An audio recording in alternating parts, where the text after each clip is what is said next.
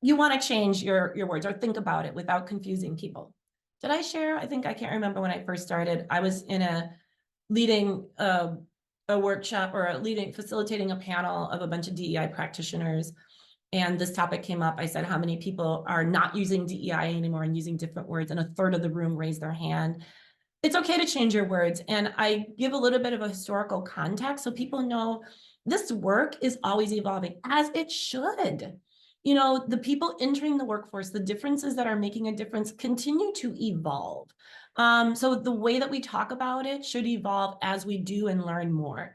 So I just give a little bit of historical context. These words have always been around, but they sort of reflect like where we are with our understanding of them at the time. So in the 1990s, when I first started working, there was no DEI. It was just diversity, and it was diversity training. And that meant you go to HR, watch a video around what not to say to women and people of color at work, stick with, talking about sports and weather, because that's safe.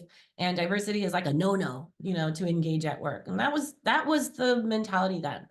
Fast forward maybe another decade, and too much research started coming up like, no, diversity means diverse thoughts and perspectives. That leads to better decisions and outcomes. We got to embrace diversity, celebrate it, include it. So the reflection around that, because that's what we were understanding then, was diversity and inclusion.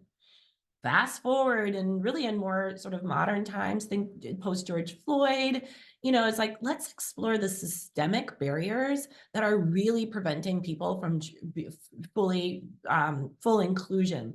And that's equity. So DEI, diversity, equity, and inclusion has been what we've been talking about like over the past, 5-10 years or so.